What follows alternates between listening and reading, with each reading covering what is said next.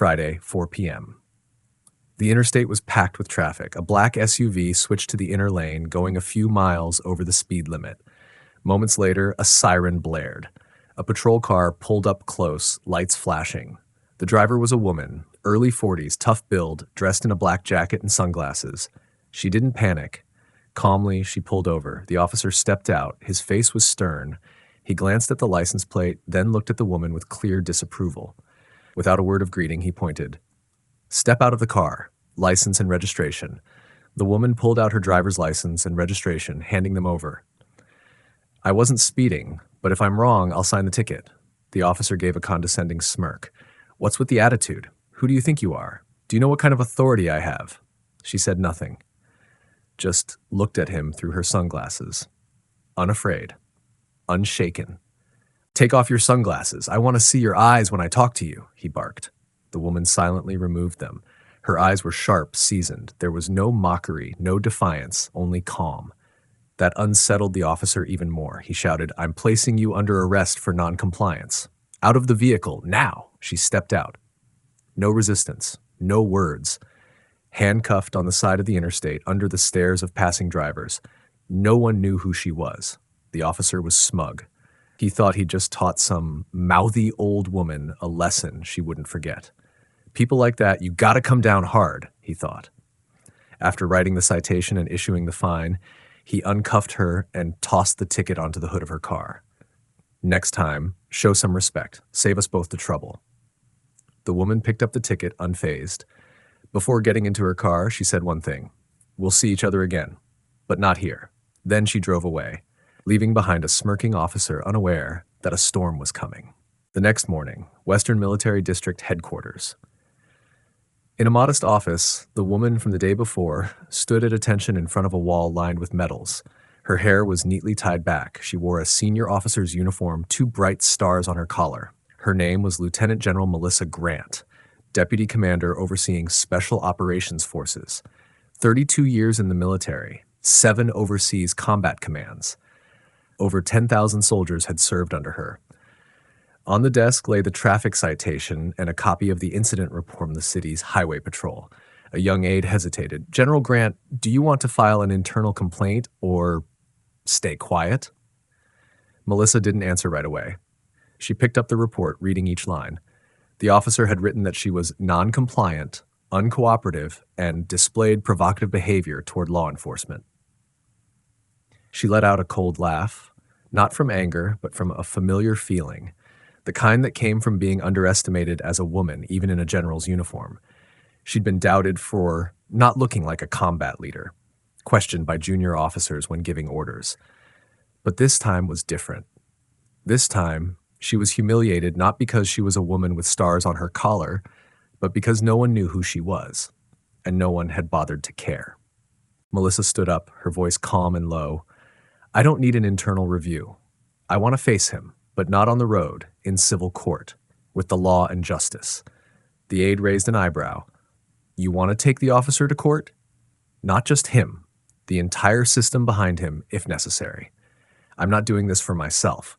I'm doing it for the thousands who've been disrespected and had no voice." That afternoon, a lawsuit was filed with the state Supreme Court. The charges, abuse of authority in the execution of duty and systemic discrimination. A copy was sent directly to the city's police department, along with a list of witnesses requested to testify. Among the names, Lieutenant General Melissa Grant, plaintiff. On her desk, her phone buzzed. A message from an unknown number. "So you're really going to blow this up over a traffic stop?" She replied with just 2 words, "Absolutely yes." This was no longer about a citation. This was about power, dignity, and justice, and Melissa Grant had no intention of backing down. 3 days after the lawsuit was filed, an official court summons was delivered to the city police department. The recipient, Senior Officer Raymond Keller, the man who had pulled over Lieutenant General Melissa Grant. When informed of the lawsuit, Keller was standing on the shooting range at the police academy. He frowned and brushed the paper aside. "Suing me? Over a routine ID check? You've got to be kidding." A lieutenant nearby whispered, "She's a lieutenant general in the military." "Command says this one isn't going to be simple, Keller." Keller waved it off. "I don't care who she is. On the road, I'm the law." What he didn't realize or refuse to understand was that this time he wasn't just up against one woman. He was up against a generation of female soldiers who had long been dismissed, and now one of them was speaking for the rest. That same week, the Office of the Federal Inspector General opened an independent investigation, not just into Raymond Keller's actions, but into the police department's broader handling of incidents involving female drivers, especially women of color in military uniform. At the investigation headquarters, the case file was opened page by page. Melissa Grant submitted the dash cam footage from her military vehicle, a video that fully captured her exchange with Keller. In the clip, Melissa presented her military ID, vehicle documents, and a special duty itinerary. But Keller didn't bother to look. He kept barking orders: lower the window, open the trunk, step out of the car, with a tone of authority and disdain. "You think I'm scared of your badge? You're no real soldier. You look more like a wannabe. I have the right to search anyone, even you." Melissa remained composed, but behind her sunglasses a quiet storm of fury simmered. The video became a spark for the media firestorm. News outlets across the country ran the story. Army general humiliated by police officer on the roadside, now she's taking the entire system to court. The police department began to feel the heat. An emergency closed-door meeting was held that night. The chief looked Keller in the eye. "You sure you followed protocol?" Keller nodded. "I was just enforcing the law." But no one said the law gave anyone the right to belittle others, and in the next confrontation he wouldn't be hiding behind a siren and flashing lights. He'd be standing exposed before the bench, facing a military general and a justice system beginning to awaken. The courtroom was packed. Every seat for the public was taken, and the media swarmed the hallways, scrambling for every second of live coverage. The trial had been labeled the most serious case of systemic discrimination in law enforcement this year. And at the center of the media storm stood Melissa Grant. The black woman pulled over simply because she didn't look like someone with power. She wore no uniform, no insignia. Melissa entered the courtroom in a deep navy suit, her hair neatly pinned at the nape of her neck. Each step she took echoed a quiet declaration: "I don't need a uniform to be worthy of respect." Across the aisle, Officer Raymond Keller wore a stiff gray suit, his expression rigid. He had hired a high-profile attorney who began with a defensive tone. "My client followed protocol. He couldn't have known the woman was a general. When someone refuses to show documents, any officer has the right to be suspicious." Whispers rippled through the room, but Melissa only offered a faint smile. She rose to her feet and asked to speak. "I wasn't pulled over for lacking documents. I was pulled over because I'm a woman and because I'm black." Her eyes swept across the jury box. "I handed over my license, my insurance, my valid papers." But he didn't bother to look. What he saw was the color of my skin, my gender. And he immediately concluded, I couldn't be someone with power. Keller's lawyer objected, calling it a personal interpretation. But Melissa stood firm. "I'm sorry, but that's not an interpretation. That's the reality for thousands of people like me. And that day I wasn't there as a general. I was there as any other citizen. And I was treated like someone suspicious." A large screen lit up with the dashcam footage. Keller's voice rang out clearly. "Don't try anything. I know your type. No real general drives a beat-up car like this." The room fell silent. The judge furrowed his brow. A few jurors shook their heads. Melissa stepped down from the stand, but before returning to her seat, she turned back. "I'm not here to ask for privilege. I'm here to ask for justice, not for General Grant, but for those who've never had a chance to speak for themselves." And for the first time, Keller faltered. He realized this trial was no longer about just following procedure. It was a reckoning with a truth he had always refused to face. The trial ended, but the real battle was just beginning, outside the courtroom. The next morning, every major newspaper featured Melissa Grant on the front page. Not in uniform, but in the navy blue suit she wore to court, under a headline that shook the nation. The woman they dismissed was a military general, and she didn't stay silent. On social media, the video of Melissa confronting Officer Keller spread like wildfire. The hashtags #SheStoodTall shot to the top of the trending list. People who had experienced abuse of power began sharing their own stories. Suddenly, Melissa became a symbol, not because of her rank, but because of her unwavering resolve. At the same time, another wave began to rise. Keller's past. An anonymous Reddit account posted, "I used to work with Keller. This wasn't the first time." Within hours, an investigative reporter from Channel 7 News reached out to the anonymous source and began digging deeper. It didn't take long before they uncovered a string of internal complaints against Keller, most of which had been handled internally and quietly buried. A Hispanic man had once been slapped across the face by Keller during a traffic stop. A 17-year-old girl had her car impounded illegally, despite presenting all required documentation. And in at least 5 documented instances, Keller had been accused of using racially charged language while on duty. The story spread like wildfire. The police department where Keller worked held an emergency meeting. A spokesperson addressed the media with a cold, rehearsed statement. "We are conducting a thorough internal investigation. The department does not tolerate any violations of professional ethics." But to the public, the statement came far too late. On Facebook, Twitter, and TikTok, satirical videos mocking Keller began flooding in. He became a symbol of something society was fed up with: power abused. Meanwhile, Melissa remained silent.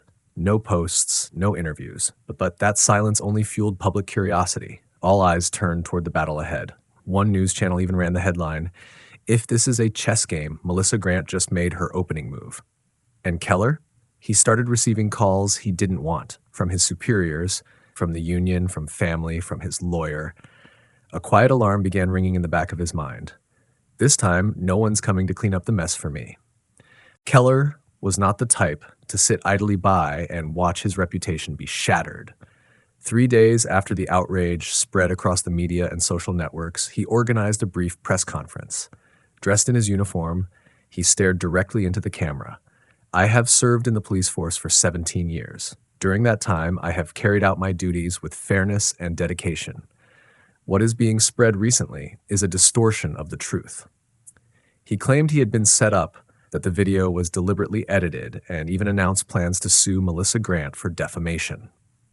The news sent shockwaves through the public. Online, people split into 2 camps. One side supported Keller, arguing everyone is innocent until proven guilty, while the other countered with a flood of evidence from former victims. The battle was no longer confined to the courtroom. It had spilled out into society. And Melissa, she remained silent. But her team did not. In a private meeting with her lawyer, Melissa spread thick stacks of files across the table. They were all military records, training documents, psychological evaluations, field reports, and a copy of the original, unedited video from her car's dashboard camera. A different angle, clearer, more complete. Her lawyer, a gray-haired woman who had won dozens of national cases, flipped through the pages and smiled. "He wants to play the legal game? We'll show him what the law really is." Soon after, Melissa's team filed a countersuit, not just for defamation. They accused Keller of abuse of power, systemic discrimination, and even threatening public safety. The police department was placed in a difficult position. If they opposed Melissa, they would face the entire military. If they abandoned Keller, they would admit to years of mistakes. But the biggest storm had yet to come. Just 2 days later, a recording was leaked. A man's voice, believed to be Keller's, was heard laughing with 2 colleagues in a break room, making disparaging remarks about a black woman who had just been pulled over. People like her shouldn't be driving a new SUV. They should be walking or taking the bus. The recording spread like wildfire. The truth no longer needed defense. It was speaking for itself. And Melissa, like a professional chess player, was just waiting for the right moment. Her eyes fixed on the news screen, her hand gently clenched. Now, this was no longer a personal match. This was a battle for justice. When the first hearing began, Melissa appeared in her senior officer uniform, every seam sharply reflecting the cold light of the courtroom. Her gaze was as cold as steel, but behind that calm exterior was a whirlwind of emotions no one knew about. The media saw only a strong female officer demanding justice, but behind the name Colonel Melissa Grant was a past full of scars, and it was that past that had shaped the woman she was today. Melissa was born in Greystone, a small town in Arkansas where the number of black people could be counted on one hand. Her mother was a nurse at the local hospital, while her father, a former Marine, died in a workplace accident when Melissa was just 8 years old. From then on, she grew up in a tin-roofed house under the strict guidance of her mother. Never let anyone think you're lesser because of your skin color. Her childhood was marked by being ostracized by her classmates at lunch, by receiving judgmental glances from neighbors, and being followed around stores even when she hadn't done anything wrong. At 16, Melissa applied for a military youth training program. She was the only black person in the entire unit. It was there that she first learned how to hide tears behind a smile. It was there that she realized discipline could be a weapon and calmness the strongest armor. Melissa never spoke of it, but that day in court, when her lawyer mentioned her military background from the battlefield in Afghanistan to peacekeeping missions in the Middle East, everyone in the courtroom's gaze shifted. She was no longer just Keller's victim. She was a quiet hero, someone who had fought for her country and was now being insulted by a street cop. Then something unexpected happened. A man in the crowd stood up, gray-haired, with a stern expression. He raised his hand to speak. "I'm Tom Whitaker. I was the police chief in Greystone. When Melissa was a child, I was the one who stopped her mother's car just because the vehicle was too dilapidated. I thought they were stealing." The courtroom fell silent. I'm not here to defend myself. I'm here to apologize. Melissa, that day, you were just a little girl clutching your mother's shoulder, your eyes wide, looking at me as if I were a monster. I haven't been able to forget that look for 30 years. Melissa looked at him without saying a word. To the outside observer, that moment might have seemed like a minor detail, but to Melissa, it was the turning point of her entire life. She realized this fight wasn't just to bring someone like Keller down. It was to change the way society viewed little black girls like she had once been. Federal court, Monday morning. Outside, the crowd gathered, growing larger by the minute. Hundreds of people held signs. No more silence, respect soldiers, no matter the skin color, justice for Colonel Grant. The case had transformed from a story between two people into a larger symbol of power, prejudice, and abuse. Inside, the tension was palpable. Melissa sat with a straight back, her eyes fixed on Judge Carter, the one known for his fair and unwavering stance against any force. After reviewing the evidence, witness testimonies, and recordings, the judge's voice rang clear, the court finds the defendant Keller guilty of abuse of power, discrimination, and damaging the reputation of a senior officer. A murmur spread through the room. But Carter did not stop. The defendant's actions were not only a violation of the law, but also undermined the public's trust in the law enforcement system. The court hereby permanently revokes Mr. Keller's police credentials, orders compensation for damages to honor, legal fees, and a public apology. Keller bowed his head, not saying a word. Melissa kept her gaze straight ahead. No smugness, no celebration, just a profound silence, like she had just closed an old door from the past. But the story didn't end in the courtroom.